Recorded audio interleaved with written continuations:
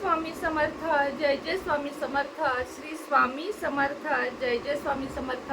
श्री स्वामी समर्थ महाराजांच्या नामस्मरणाने आजच्या व्हिडिओला सुरुवात करूया। शुभ दुपार तुम्हा सगळ्यांना। कसे आहात तुम्ही सगळे? आशा व्यक्त करते स्वस्त असाल, मस्त असाल, स्वामींच्या सेवेमध्ये रममाण असाल।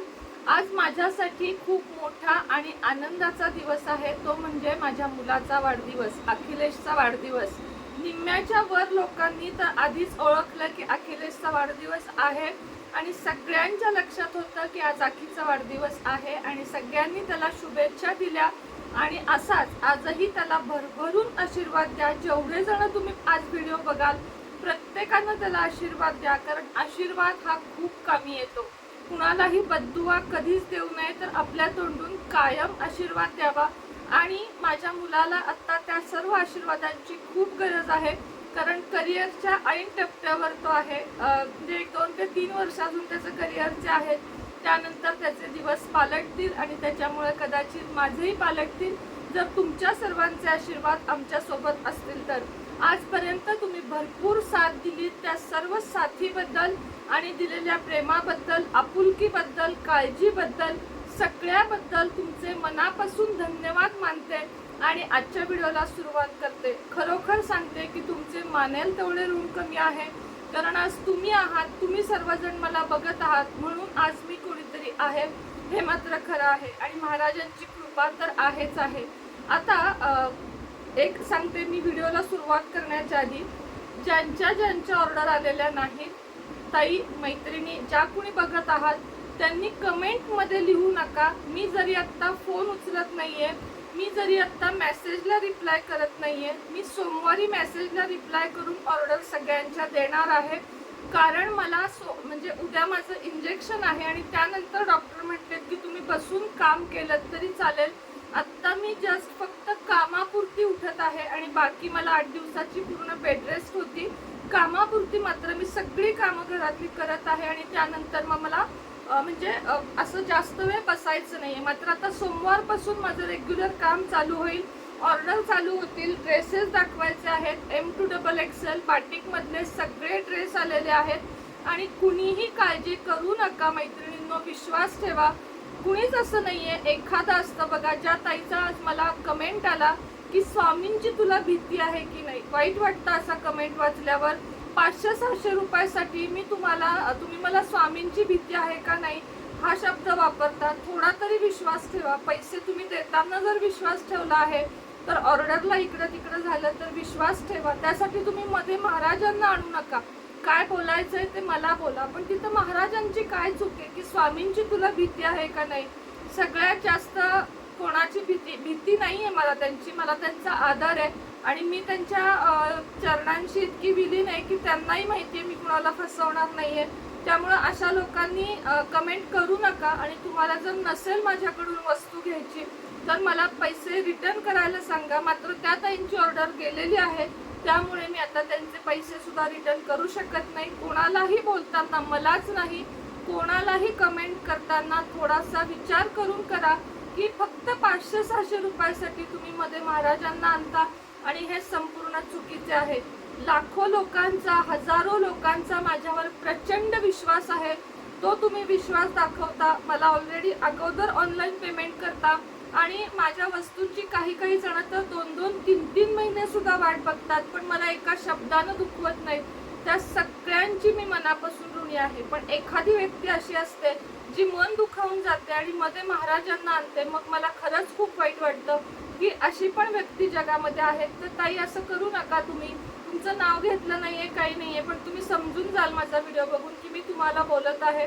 तुमची ऑर्डर गेलेली आहे, येईपर्यंत तरी किमान वाट बघा आणि नाही आली तर मग मला तुम्ही सांगू शकता। चला, खूप वेळ घेतला। आजचा व्हिडिओ मेन आहे की आपण खूप पारायण करतो, पूजा करतो, महाराजांचं व्रत करतो, 9 गुरुवार करतो, 11 गुरुवार करतो, गुरुचरित्र पारायण करतो, सारामृताचे पाठ करतो। कुणी 11 पाठ करतं, कुणी 21 पाठ करतं, कुणी 108 पाठ करतं, तर कुणी पूर्ण आयुष्यभर ते सारामृताचे पाठ करतं। कुणी म्हणते मी 10 वर्ष सेवेत आहे, कुणी म्हणतं मी 20 वर्ष सेवेत आहे, कुणी म्हणतं ताई 4 वर्ष झाली, कुणी म्हणतं ताई 4 महिने झाले, पण काहीच कशी प्रचिती येत नाहीये, काहीच का नाहीये। जितकी पूजापाठ करेन तितकं माझ्या आयुष्यात अडचणी का आहेत, तर ह्याचंच उत्तर देण्यासाठी मी आज इथं आजचा हा व्हिडिओ केलेला आहे. तर मैत्रिणींनो आणि दादा लोक जे कुणी मला बघत आहात, त्यांना एकच मला सांगायचं आहे की जर आपल्याला कुठल्याही उंच शिखरापर्यंत पोहोचायचं असेल तर त्यासाठी आपल्याला काबाड कष्ट, घाम गाळेपर्यंत मेहनत करावी लागते, खूप परीक्षा द्याव्या लागतात, तेव्हा आपण एखाद्या उंच शिखरापर्यंत पोहोचतो.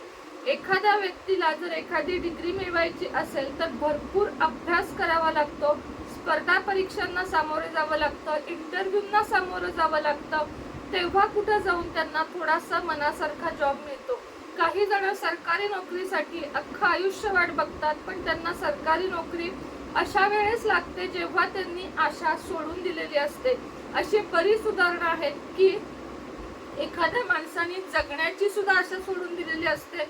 अशा वेळेस महाराज चमत्कार दाखवतात, कारण लाडक्या भक्तांची परीक्षा घेणे हे महाराजांचे सुद्धा खूप आवडीचे काम आहे. आता महाराज असं तर नाही ना करू शकत, हा घे पेपर सोडव आणि मी तुला गुण देतो, नाही. महाराज आपली कसरत बघतात, म्हणजे महाराज हे बघतात की हा भक्त दुःख झेलायला किती परिपूर्ण आहे, म्हणजे हा किती दुःख झेलू शकतो, का दुःख आलं की ढासळून जातो, आत्महत्या करतो, काय करतो. म्हणजे अशी लोक महाराजांनाच काय कोणत्याच देवाला आवडत नाहीत, जे दुःख आलं की आयुष्य पार अगदी खचून जातात. कधीही खचून जायचं नाही. जेव्हा तुमचा परीक्षेचा काळ असतो, जेव्हा तुम्हाला खूप जास्त प्रॉब्लेम येत असतात आयुष्यात, म्हणजे आता माझ्या सुद्धा आयुष्यात 2 वर्षात इतकी उलथापालथ झाली की मी त्याचा स्वप्नातही विचार केला नव्हता की माझ्या आयुष्यात एवढी उलथापालथ होईल. पण त्यानंतर महाराज एक दिवस असा चांगला दाखवतात की आपल्याला वाटतं की महाराजांचं नियोजन हे खूप चांगलं आहे, आपण कोणीही नाहीये, त्यांनी सगळं काही लिहून ठेवलं आहे की माझ्या या भक्ताला कधी, केव्हा आणि किती द्यायचं. त्यामुळं घाबरून जाऊ नका, सेवा करताना कधीही मेवा मिळेल अशी अपेक्षा करू नका. निरपेक्ष सेवा जितकी कराल तितकं तुम्हाला मिळत जाईल. मी तुम्हाला हे वाक्य नेहमी बोलते की झोळी कमी पडेल इतकं तुम्हाला महाराज देतील. महाराजांपुढे कधीही नाक घासा, मुजरा करा. नाक घासून मुजरा केल्याने जे समाधान मिळते, आयुष्यात पुन्हा पुढेही नतमस्तक होऊ नका, भले कुणीही असू दे, फक्त आणि फक्त महाराजांपुढे नतमस्तक व्हा, महाराजांना शरण जा. तुमच्या ज्या काही चुका झाल्या असतील, तुमच्याकडून जे काही झालं असेल, त्या गोष्टीसाठी कुठल्याही माणसाकडे नाही तर फक्त आणि फक्त महाराजांकडे माफी मागा. महाराज असे अनेक गुन्हे आपले पोटात घालतात, कारण आपली ती माऊली आहे, आपले ते माय आहेत, आपले ते सर्वस्व आहेत. महाराज म्हणजे आपलं सगळं काही आहेत आणि महाराज कधीही आपल्या भक्ताला दुःखी असलेलं बघू शकत नाहीत. मात्र त्यासाठी आपल्याला परीक्षेच्या काळातून जावे लागते. बराच परीक्षेचा काळ द्यावा लागतो, कित्येक वर्षाचा द्यावा लागतो, पण एका दिवसाची आशा सोडू नका, ज्या दिवशी तुमचं नशीब कोणत्या ना कोणत्या रीते बदलणार आहे. आणि सुख म्हणजे फक्त पैसा नाही, मी तुम्हाला वारंवार सांगते, सुखाच्या व्याख्या बदला, अपेक्षा कमी करा, आपल्या स्वतःवर प्रेम करा, आपल्या स्वतःवर विश्वास ठेवा, स्वावलंबी व्हा आणि निरपेक्ष आयुष्य जगा, खूप आनंदी जगा. समोरच्यानं तुमचं मन दुखवेपर्यंत तुम्ही त्याच्या अधीनच होऊ नका की तुम्ही तुमचं मन कुणी दुखावू शकेल. अशा ठिकाणी थांबूच नका जिथे तुमचा अपमान होत असेल.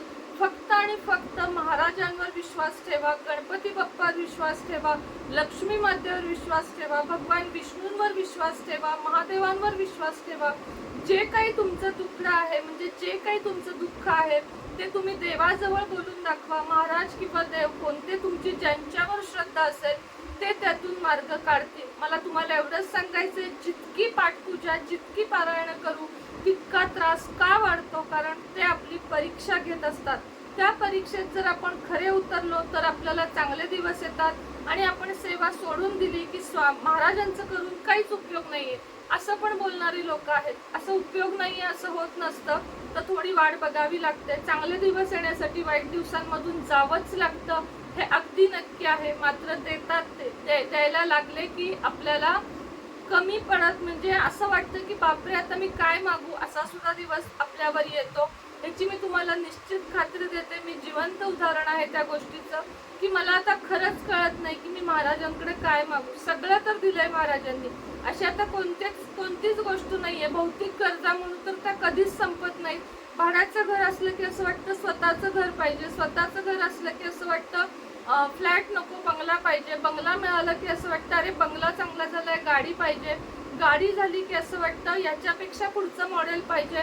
म्हणजे माणूस असा आहे की त्याच्या अपेक्षा संपतच नाहीत. आपल्याकडे 4 ड्रेस असले तर आपल्याला दुसऱ्या एखाद्या मुलीचा ड्रेस आवडतो, आपल्याकडे असा पाहिजे. म्हणजे माणसांच्या अपेक्षांची लिस्ट कधीही संपत नाही. त्यामुळे अपेक्षा कमी ठेवा, आपोआप सगळं तुम्हाला मिळत जाईल. व्हिडिओ थोडासा मोठा झाला त्याबद्दल मनापासून माफी मागते आणि आजचा व्हिडिओ इथंच थांबवते.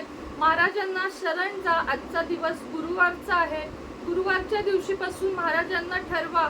संकल्प करू नका, काही करू नका, कुठल्याही बंधनात अडकू नका. फक्त महाराज मी तुमच्याशी शरण गेलेलो आहे आणि माझं जे काही आहे ते आता तुमच्यावर मी सोपवत आहे. चांगलं वाईट जे होईल ते तुमच्यावर सोपवत आहे. आजचा दिवस शुभ आहे.